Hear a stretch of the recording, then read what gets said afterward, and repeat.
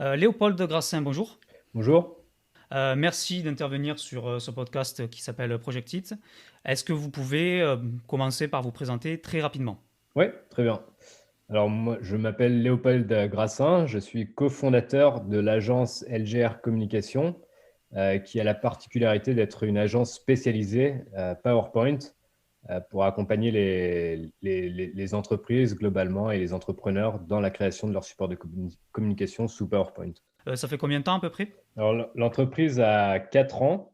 On a commencé, enfin j'ai commencé et puis petit à petit on a grandi.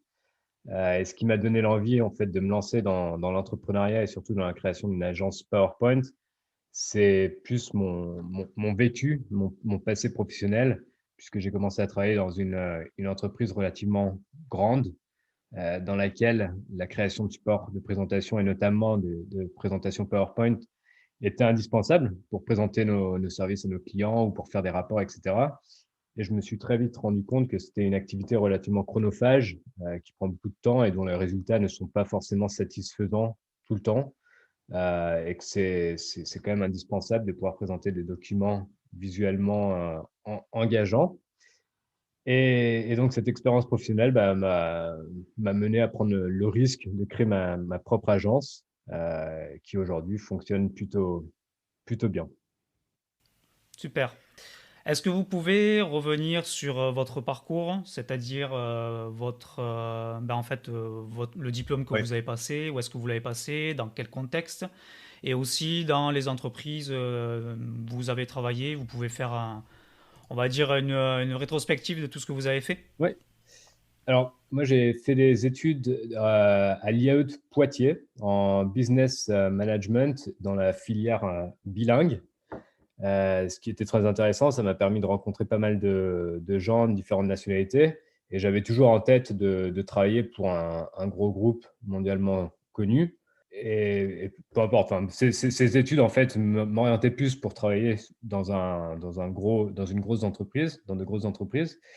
Et ça m'a aussi permis de voyager pas mal on avait la possibilité de partir à l'étranger, hein, comme dans beaucoup d'écoles. Mais là, on avait une filiale en Chine, ce qui m'a permis d'aller en Chine et de faire un stage de fin d'année à Hong Kong, où j'ai commencé à découvrir un peu le monde du digital, qui m'a amené en rentrant ensuite en Europe à postuler dans une boîte qui fait du recrutement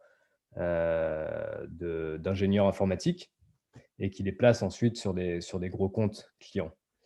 Et donc c'est en travaillant dans cette boîte qui m'a forcément forgé au niveau de la démarche commerciale, puisqu'on a un rôle un peu 360 degrés dans ce type d'entreprise, où on doit non seulement trouver des clients, mais on doit aussi trouver des ingénieurs informatiques et les convaincre de travailler pour nous et ensuite convaincre les clients d'embaucher les ingénieurs qui travaillent pour nous.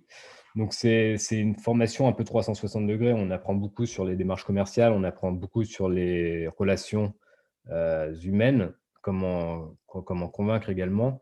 Et on apprend beaucoup à être aussi débrouillard, relativement autodiscipliné, à être débrouillard et surtout à ne rien lâcher. Donc ça forge pas mal. Ça forge pas mal l'esprit un peu intrapreneur, et ce qui m'a permis par la suite de devenir entrepreneur. Ouais. Et cette partie, je pense que vous avez compris que comme vous étiez un intermédiaire en fait entre l'ingénieur informatique et le client, vous deviez comprendre vraiment ce que voulait le client, c'est-à-dire ce qu'il recherchait en termes de compétences, et après trouver la bonne personne, entre guillemets, la solution pour le client. Exactement, ça demande des compétences analytiques pour vraiment comprendre ce que le client cherche, de quelles compétences il a besoin pour intervenir sur son projet. Donc on développe pas mal cet esprit analytique.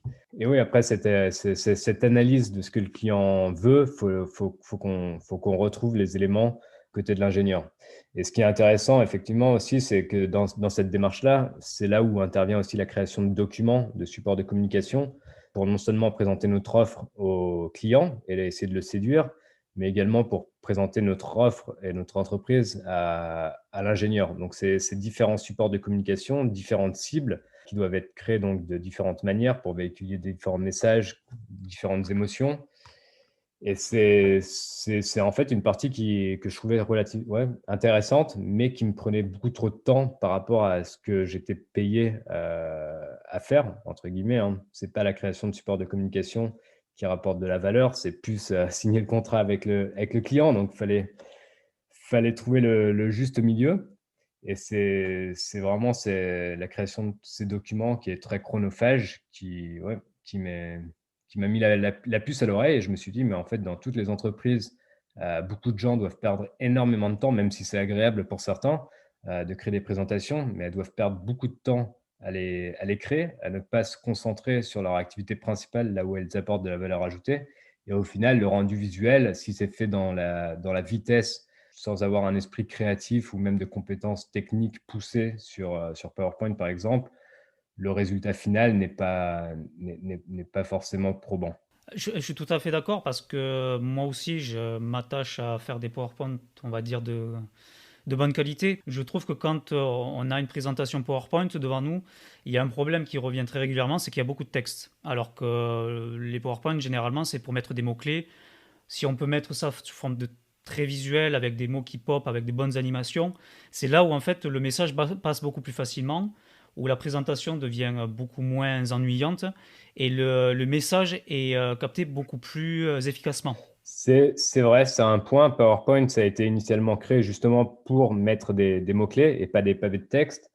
Après, aujourd'hui, faut faire la distinction entre une présentation institutionnelle et plus une présentation keynote. En fait, les présentations keynote, bon, à ne pas mélanger avec Keynote, le logiciel d'Apple, mais les présentations keynote, c'est ce qu'on appelle en anglais les présentations événementielles, où là, on va plus se focaliser sur des présentations épurées en termes de texte, mais plus sur des mots-clés et des photos qui vont véhiculer des émotions. Mais cependant, une présentation chargée en texte peut être une très belle présentation également, engageante, et digeste.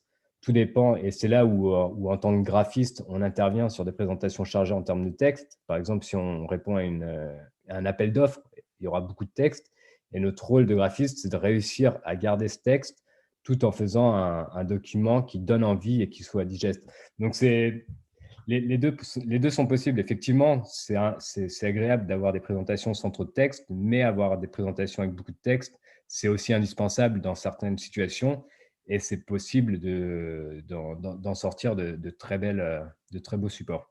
Oui, et je pense que la façon dont est présentée vraiment la présentation, c'est-à-dire comment est amené le texte, même s'il y a beaucoup de texte en fait, si jamais la présentation elle-même avec l'animation, le déroulé, la façon dont il est conçu, permet de bien faire passer le message et de pas trop surcharger d'un coup la diapositive, ça permet vraiment de faire passer le message. Exactement, ouais, exactement. De faire passer le message et d'engager aussi la personne qui regarde la présentation ou qui participe à un événement.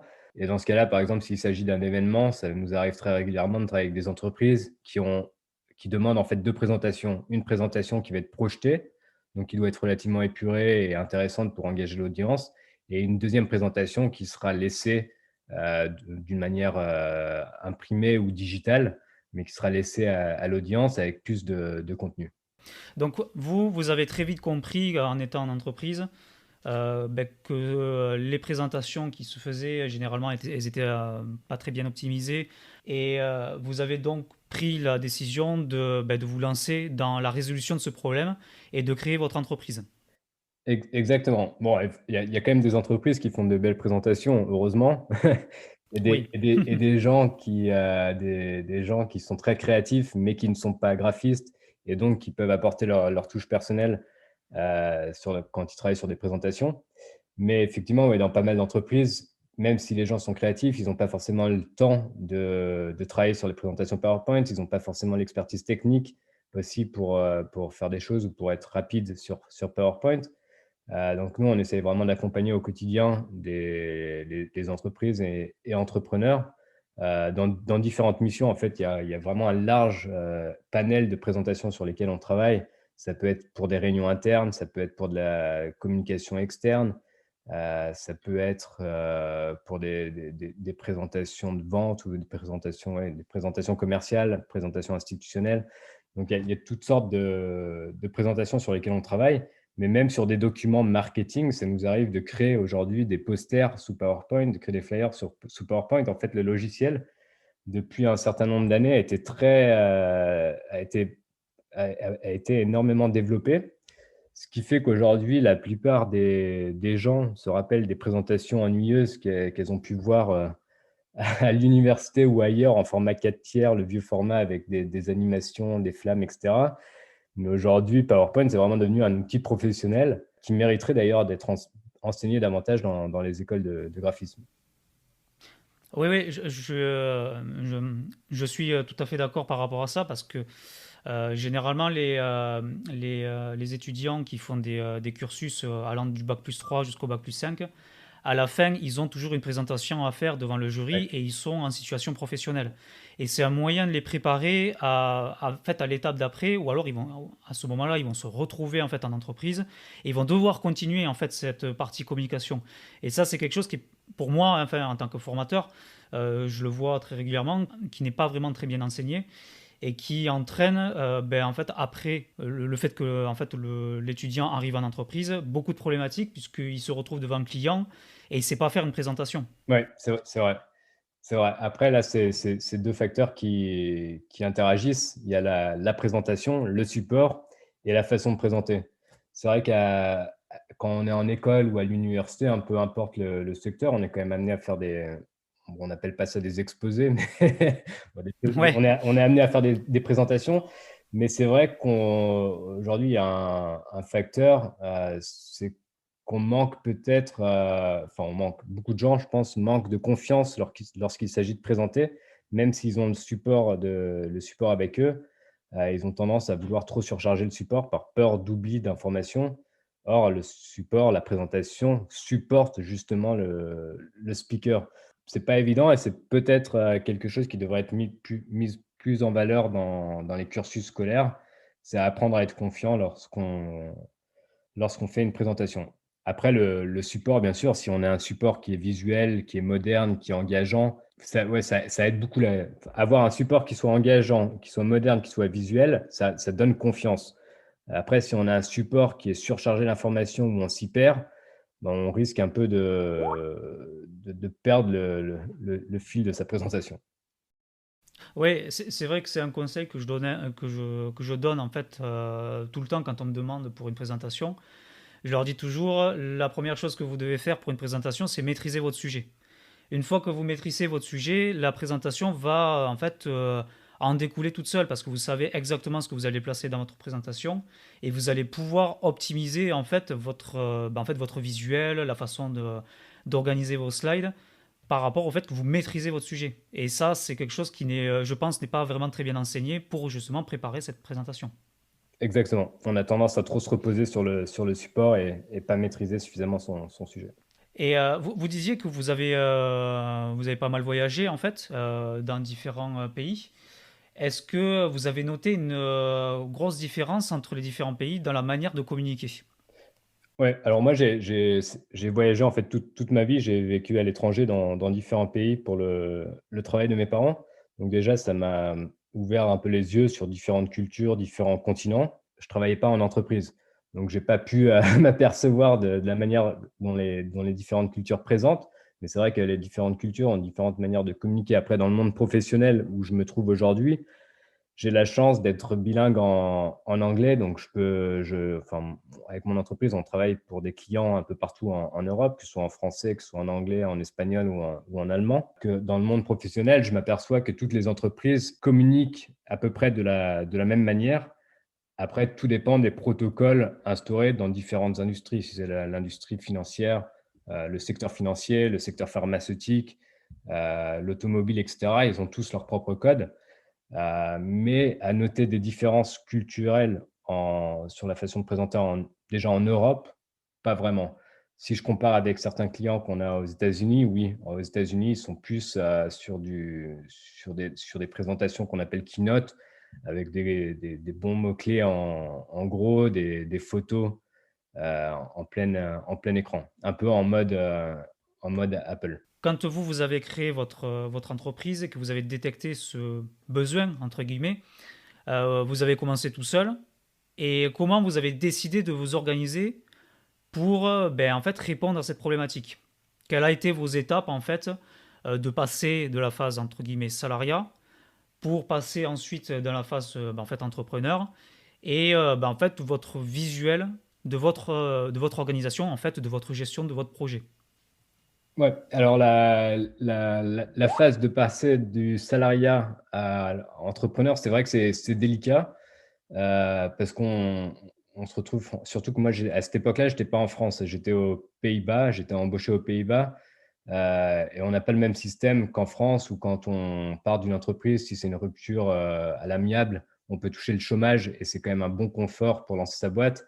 Moi, je suis parti à partir de 0, mais je me suis dit: «Je suis jeune, j'ai pas d'emprunt, j'ai aucune responsabilité. Je me lance, si ça marche pas, je repasserai sur autre chose».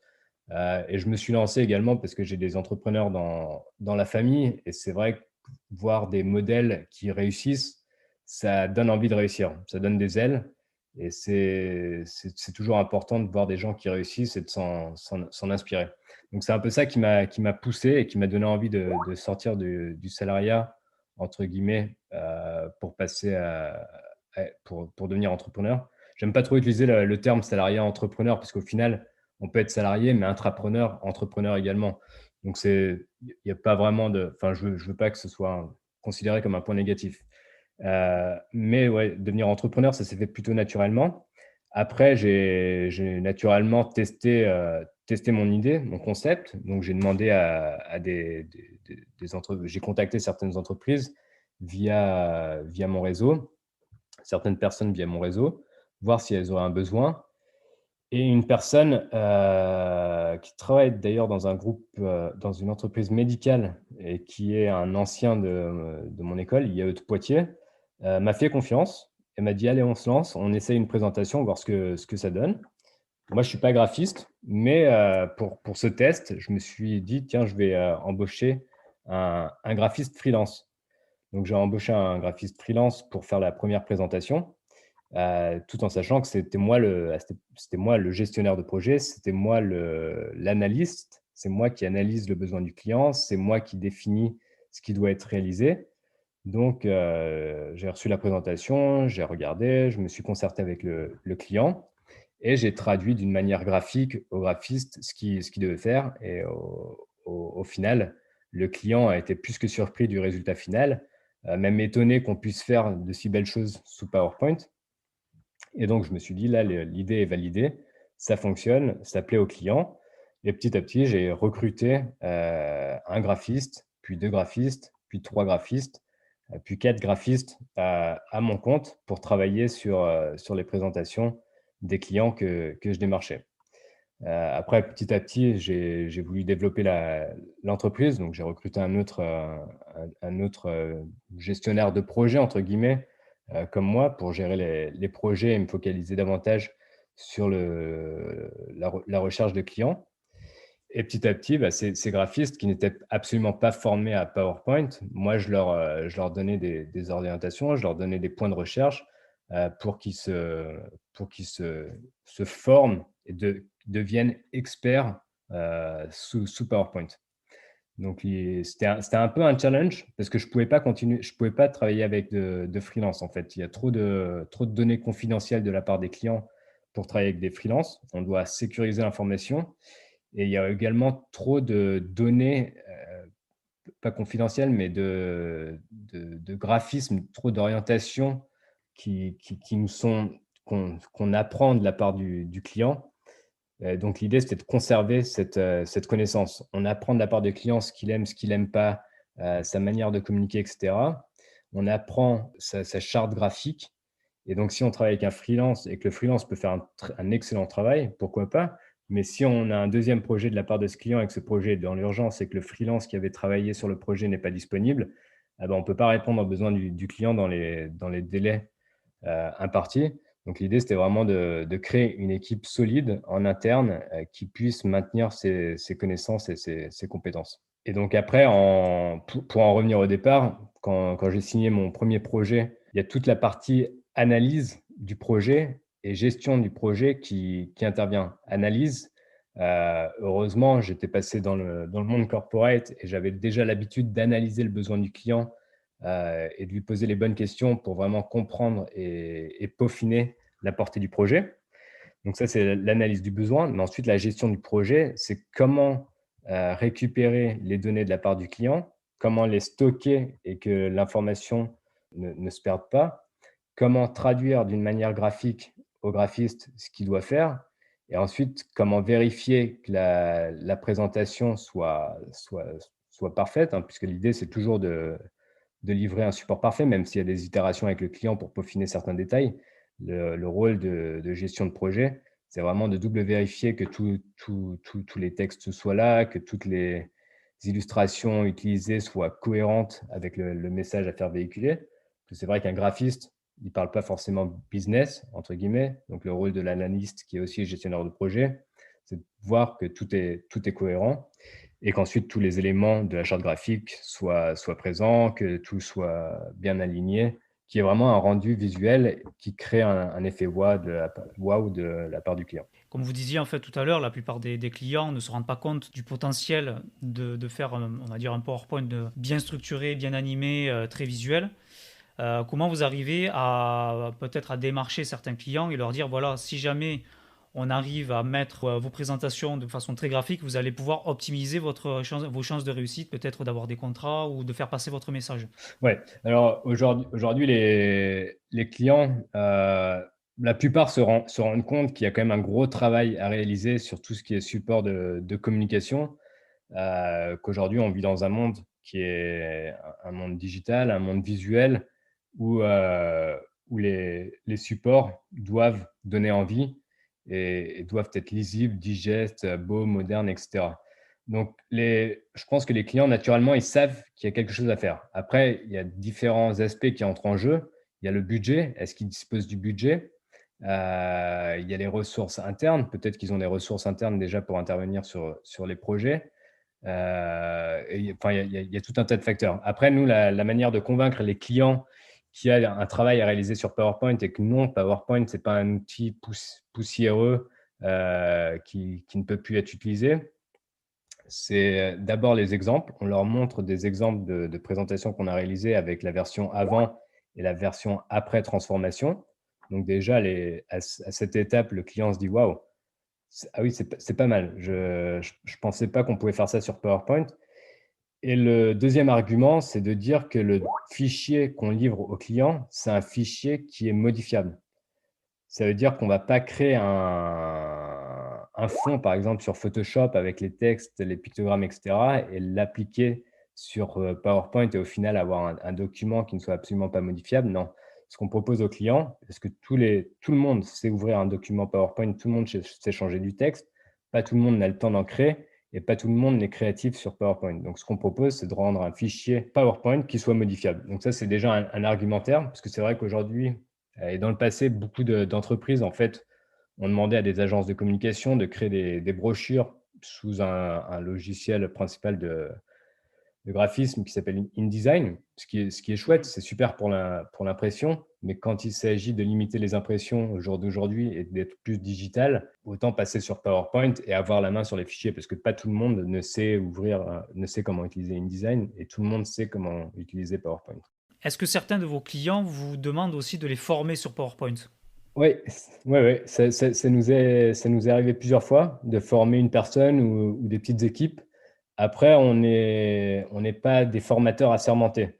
Donc ça, on le dit clairement aux clients qu'on peut donner des petites formations. C'est plus des astuces en fonction de leurs besoins. Mais on n'est pas une ancienne formatrice assermentée. Je suis pas sûr qu'on appelle ça comme ça, avec laquelle les entreprises peuvent utiliser leur crédit, de formation. Peut-être un jour, pourquoi pas? Parce qu'on se rend compte qu'il y a de la demande et on a l'expertise, donc pourquoi pas un jour? Mais pour l'instant, non. Mais oui, ça nous est arrivé de former des gens sur PowerPoint. Et par exemple, essayer de vendre entre guillemets des packages, c'est-à-dire on vous livre le PowerPoint et en plus on vous forme peut-être potentiellement, mais tout ça c'est compris ben, en fait dans la prestation. Ça peut être intéressant. On le fait pas, mais pourquoi pas? Après, ce qu'on offre aux clients, nous, principalement, c'est de travailler ensemble sur le long terme. Bon, il y a beaucoup de clients, ils ont juste un besoin ou 2 besoins par an, c'est des besoins ponctuels, mais beaucoup de clients ont de gros chantiers, qui nécessitent un travail tout le long de l'année, plus les dirigeants qui ont des réunions stratégiques, différentes réunions stratégiques dans l'année, les commerciaux qui ont des appels d'offres et cetera. Il y a du travail, il y a beaucoup de travail. Et donc, ce qu'on propose, aux entreprises, si elles le souhaitent, c'est de s'engager avec nous. Comme ça, elles savent exactement quel résultat on peut livrer.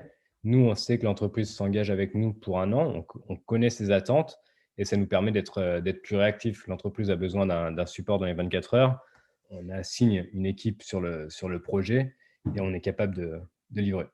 Quels sont les profils de vos clients? Parce que je pense que vous avez sûrement des profils très différents. Vous pouvez essayer de nous expliquer les différents types de profils que vous avez avec en fait, une comparaison? Initialement, on a travaillé avec, on a commencé à travailler avec les directions, marketing et communication des entreprises, puisque c'est elles un peu qui définissent la stratégie visuelle de l'entreprise. C'est elles qui ont la main sur la stratégie de contenu éditorial et cetera, pour leur proposer principalement de revoir leur support de communication et notamment les présentations institutionnelles où on présente l'entreprise, les valeurs, les produits, les services et cetera. Et puis petit à petit, on s'est rendu compte qu'en fait, tous les départements des entreprises ont un besoin.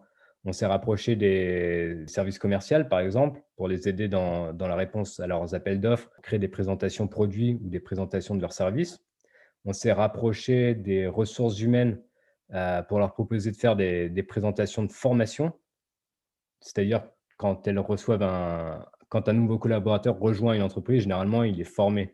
Peut-être pas dans toutes les entreprises, mais il reçoit une formation où les entreprises disposent d'une académie pour former les nouveaux collaborateurs à différents métiers. Et donc, on leur propose de créer ces formations sous PowerPoint. On s'est rapproché de différents cadres dirigeants aussi, des PDG, différents vice-présidents, et cetera, qui, tous les ans, ont des réunions sur la planification stratégique, par exemple, qui nécessitent de revoir visuellement des centaines de slides où l'information est posée, mais on essaie vraiment de les aider à faire remonter le fond par la forme. Donc au final, la plupart des entreprises ont un besoin. Différents départements dans les entreprises ont différents besoins pour différents types de présentations. Tous les départements ont un besoin, ont différents besoins et c'est comme ça un peu qu'on essaie de percer dans les entreprises. Après, à elles de voir si elles ont le budget. Beaucoup disent au départ qu'elles ont un pôle de graphisme intégré. Certes, mais ça arrive très régulièrement que le pôle de graphiste intégré n'ait pas ses compétences justement sous PowerPoint, donc ils peuvent aider l'entreprise sur différents besoins en termes de graphisme, mais l'entreprise ou le pôle graphique même fait appel à nous pour les accompagner sous PowerPoint. Et vous disiez aussi que vous travaillez avec des clients internationaux. Vous avez on va dire une comparaison à faire entre peut-être la France ou l'Allemagne en termes notamment de communication avec le client, la façon de dialoguer avec lui, de récupérer ses besoins et aussi de travailler. Alors, en fait, je peux même comparer la France, l'Allemagne et le Royaume-Uni, par exemple. Généralement, quand on travaille avec un client français, c'est assez droit au but. On analyse son besoin, on fait un devis, on commence à travailler sur le projet. En Allemagne, c'est pareil, ils ne tournent pas autour du pot, c'est direct, c'est business. Soit ça passe, soit ça passe pas. Et si ça passe, on travaille ensemble et faut être rapide. En Angleterre, par contre, à ma grande surprise, mais c'est assez intéressant comme différence culturelle, ils ont plus une approche à prendre leur temps, à organiser un call, un deuxième call, un troisième call avec différentes personnes de leur équipe pour expliquer leur projet, pour se présenter, pour plus une approche de nous connaître humainement avant de démarrer un projet. On doit mettre en place une relation de confiance et ensuite on démarre le projet. Mais la France et l'Allemagne, c'est plus direct, plus rapide, je dirais, dans le process. D'accord. Et lorsque là, on va essayer de parler un petit peu plus de gestion de projet en interne. Lorsque vous recevez une demande client, que en fait, entre guillemets, le contrat est accepté, comment vous vous organisez en interne pour délivrer en fait la prestation? Quelle est votre méthode de fonctionnement? Comment vous vous organisez et comment vous gérez pour en fait tenir les délais? Ouais. Alors ça demande beaucoup de ce qu'on appelle resource management. On connaît exactement les expertises de chaque graphiste dans notre équipe. Certains graphistes ont une meilleure approche pour le secteur pharmaceutique, d'autres pour le secteur bancaire, et cetera. Donc quand on reçoit un projet avec des délais, que ce soit des délais serrés ou pas, ça demande toujours de réorganiser, l'équipe en fonction des priorités. Donc ça nous arrive très régulièrement de travailler sur plusieurs projets en même temps et de décider qu'il y a plus d'urgence sur un projet plus qu'un autre, donc de replacer les pions un petit peu, pour intervenir sur les projets. Heureusement, on utilise différents logiciels, principalement un logiciel qui est relativement connu, c'est Trello, qui permet de faire des cartes visuelles à chaque fois avec les projets, savoir qui travaille sur quel projet et connaître les délais. Très, très pratique. D'ailleurs, je recommande pour beaucoup d'entreprises de l'utiliser. Et après, on utilise d'autres logiciels en fait, qui permettent de faire le lien entre l'équipe de gestion de projet et les graphistes. Un CRM où on note les données de nos clients et un logiciel intermédiaire, Zapier, qui permet en fait de gagner énormément de temps parce que c'est de l'automation en fait. Dès qu'on gagne un projet, on stocke toute l'information qu'on reçoit du client, on prépare le projet et grâce à Zapier, en fait, ça va créer une carte sur Trello, et la carte sur Trello donnera exactement les informations ordonnées comme on le souhaite pour que le graphiste sache exactement ce qu'il a réalisé. Est-ce que vous faites participer le graphiste à l'analyse du besoin du client? Non, non, le graphiste a une mission, c'est de réussir à créer des présentations qui soient visuelles, modernes, cohérentes. Après, tout ce qui est analyse, qu'on appelle business analyst, c'est le gestionnaire de projet qui s'en charge. C'est lui qui connaît l'industrie du client, c'est lui qui sait ce que le client veut et c'est lui qui pose les questions. Et c'est ensuite lui qui organise toute cette information, qui traduit cette information dans un langage graphique, pour les graphistes. Mais on ne veut surtout pas mêler les graphistes avec les clients pour une bonne cause. C'est que le graphiste se concentre vraiment sur là où il peut créer de la valeur ajoutée et pas à essayer de comprendre des fois des données qui peuvent être beaucoup trop complexes dans un domaine où il n'a pas été formé pour. Nous, en tant que gestionnaire de projet, la plupart, on a fait des écoles de management. Donc, on a l'habitude d'analyser, d'entendre parler business. Des fois, il y a des termes qui peuvent paraître bidons pour un, pour un, pour un gestionnaire de projet comme nous. Par exemple, EBITDA, ça ne parlera pas à un graphiste au départ. Heureusement, ça revient régulièrement sur les présentations. Donc, il y a un moment, on explique au graphiste et le graphiste retient. Mais on veut pas mêler, le graphiste pour qu'il essaie de comprendre directement avec le client de quoi il s'agit. Donc, avec la situation actuelle de ce qui s'est passé avec le virus, je pense qu'il a fallu que vous vous organisiez peut-être de manière différente, de travailler peut-être à distance. Donc, est-ce que vous étiez déjà préparé? Par exemple, est-ce que vous avez déjà tout le système de télétravail mis en place ou bien il a fallu vous adapter par rapport en fait à cette situation? Ouais, alors c'est vrai qu'au départ, avant le virus, on allait au bureau. Après, on a toujours été très flexible. Si certains veulent travailler de chez eux ou pas, ils peuvent parce qu'on a la chance d'utiliser que des logiciels, en ligne. Donc on peut tous travailler de chez nous si on le souhaite. Après, on préférait travailler au bureau parce que c'est vrai qu'il y avait il y a toujours un esprit d'équipe au bureau, c'est facile de faire des commentaires et cetera. Mais dès que le virus, est apparu, que la covid est apparue et qu'on a dû travailler à domicile, ça n'a pas vraiment été un choc, pour qui que ce soit. En fait, on s'est tous très vite adaptés. Le seul choc, c'était comme, la plupart des gens, le manque de relations humaines. Mais on a cette chance, que tous nos logiciels soient en ligne. Donc au final, on s'est, le temps d'adaptation a été très, très rapide et on est quand même une équipe relativement jeune, donc chacun sait comment utiliser son son ordinateur ou autre. C'est vrai qu'il y a beaucoup d'industries où c'est plus compliqué, il faut des VPN et cetera. Mais nous, dans notre agence, ça s'est fait relativement facilement, ouais. D'accord. Et comment vous voyez en fait, les prochains mois, voire les prochaines années par rapport à votre activité? Est-ce que vous allez mixer entre travail à distance et retour au bureau et aussi votre relation avec les clients pour, en fait, par exemple, le travail à distance? Ouais, alors en ce qui concerne la relation avec le client en travail à distance, les clients généralement ont toujours accepté, qu'on travaille à distance, donc ça, c'est pas un problème. Même l'avantage, aujourd'hui avec la covid, c'est que beaucoup moins de clients nous demandent de nous rendre sur place pour des réunions. Donc on peut faire des visios et ça, c'est un gain de temps énorme. Même si c'est agréable de temps en temps de rencontrer les clients et de faire un face à face, on gagne beaucoup de temps à faire nos réunions par visioconférence. Donc ça, c'est un avantage. Après, pour l'avenir de notre société, moi, j'ai toujours été très flexible avec le travail à distance. Euh, et j'ai toujours dit à mes employés, enfin mes collègues, si vous voulez pas venir au bureau, ne venez pas au bureau. Après, on a tous nos responsabilités, on les respecte. Si vous voulez travailler de chez vous, ou si vous partez en vacances par exemple et que vous voulez pas prendre tous vos jours de vacances, mais que vous voulez travailler à distance, pourquoi pas? Mais vous avez votre responsabilité. Assurez-vous d'avoir une bonne connexion Internet et surtout, soyez professionnel. C'est-à-dire que si vous voulez travailler une journée, c'est pas une journée de 2 heures où on fait semblant de travailler. Et ça, chacun adapte sa propre responsabilité. Et je pense que c'est un point très positif.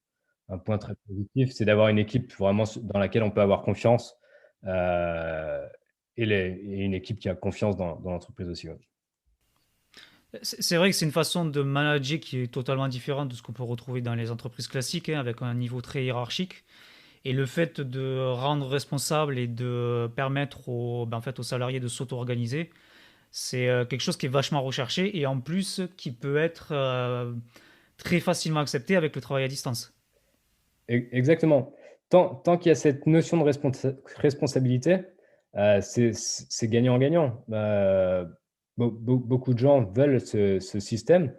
Après, l'entreprise ou même les collègues se rendent très bien compte s'il y a une personne qui manque de motivation en travaillant à distance ou essaye de se la jouer douce. Pourquoi pas de temps en temps, hein, ça arrive à chacun d'avoir un coup de faiblesse. On ne peut pas toujours être au top de la performance. Après, si c'est sur le long terme, bon, c'est un modèle qui ne convient pas à l'employé. Mais moi, je veux vraiment, ouais, auto-responsabiliser, hein, les collègues, faire en sorte qu'ils aient autant de flexibilité que nécessaire pour que non seulement ils se plaisent j'allais dire au bureau, non, pour qu'ils se plaisent dans leur vie professionnelle, c'est important. On passe quand même beaucoup de temps, on passe beaucoup de temps dans la journée à travailler, donc faut essayer de travailler dans de bonnes conditions. J'ai même pensé à supprimer, il y a certaines entreprises qui ont déjà mis ça en place, à supprimer les vacances, c'est-à-dire donner autant de vacances que besoin aux employés. Après, il y a toujours des côtés positifs, des côtés négatifs, mais pourquoi pas un jour, à partir du moment où l'équipe est responsable, je vois pas l'inconvénient. Est-ce que vous pouvez nous donner une estimation de votre croissance en termes de chiffre d'affaires au fil des années par rapport à ce que vous venez de dire, c'est-à-dire votre méthode d'organisation et votre méthode de prestation? On grossit en moyenne de 20 à 30% par an. Là, avec l'année dernière, ça a été un peu plus lent parce qu'il y a beaucoup de contrats qui ont malheureusement été annulés parce que les entreprises ont dû restructurer leur budget et prioriser leurs dépenses. Et aujourd'hui, on a vraiment des ambitions européennes.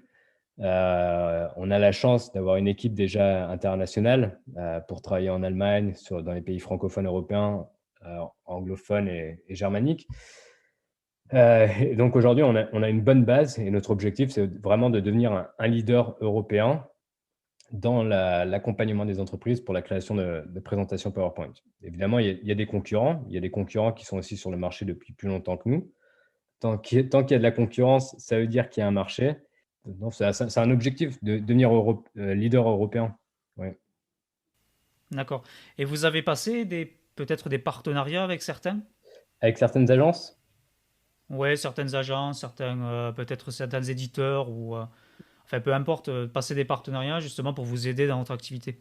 Non, on n'a pas encore de partenariat. C'est quelque chose à laquelle on a pensé, pas forcément à travailler avec des agences concurrentes, mais passer des partenariats avec des agences de communication ou de marketing, que ce soit petites ou grosses, hein, par exemple Publicis ou autres. C'est des agences créatives qui ont beaucoup de projets, que ce soit de la publicité au print, marketing, et cetera.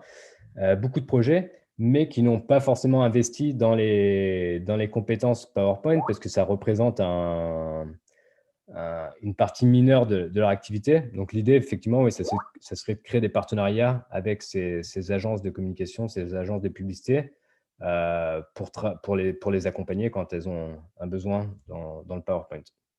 D'accord. Et votre propre méthode, on va dire, de marketing, comment vous procédez pour justement vous faire connaître ou est-ce que déjà vous faites connaître exclusivement sur Internet ou est-ce que vous passez aussi par des contacts beaucoup plus directs et pas forcément sur Internet? On est très mauvais. On est très mauvais en marketing, mais c'est un point sur lequel on investit justement cette année. On investit énormément, enfin, on investit énormément, non, on n'investit pas énormément, mais on investit pour être plus visible sur internet, c'est-à-dire en search engine optimization. On investit également pour créer plus de contenu, pour avoir plus de visibilité sur différentes plateformes et notamment LinkedIn qui est la plateforme dédiée aux professionnels. Donc ouais, on investit dans le marketing parce qu'aujourd'hui, on n'est absolument pas visible, sauf si vous tapez LGR Communication, vous trouverez notre site web sans problème. Mais si vous tapez, je sais pas, un mot-clé, par exemple, agence PowerPoint, malheureusement, on on n'existe pas. Donc heureusement, on travaille avec beaucoup de clients parce qu'on les a approchés directement via LinkedIn, euh, et nos services les a intéressés.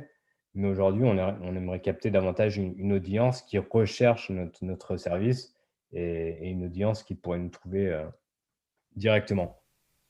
D'accord. Et est-ce que vous avez une chaîne YouTube? Parce que je pense que le format YouTube, en fait, pourrait être intéressant pour bah, justement bah, pour montrer vos PowerPoint aux gens et voir un petit peu comment vous travaillez. Ouais, on a une chaîne YouTube sur laquelle on poste des vidéos, des transformations de présentations qu'on a réalisées.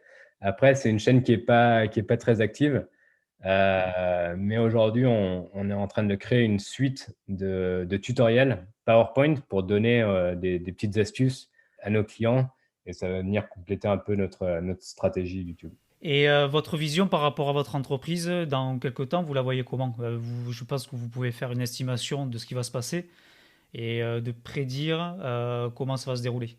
C'est un peu compliqué de faire une estimation, mais comme je l'ai dit un peu plus tôt, on aimerait devenir leader européen, créer des contrats long terme avec les boîtes, ce qui n'est pas évident, ou avec d'autres agences. Effectivement, aujourd'hui, on est quand même une agence à taille humaine, on est 10. Idéalement, ça serait de réussir à doubler, tripler de volume dans les 2, 3 prochaines années. Pour terminer, est-ce que vous pouvez nous citer quelque chose qui vous a vachement aidé ben, dans votre activité, que ce soit bouquin, vidéo ou même peut-être des personnes hein, qui sont connues et qui vous ont inspiré à choisir en fait cette voie-là, que ce soit de devenir à dire spécialiste PowerPoint ou bien de vous lancer dans l'entrepreneuriat. Ouais.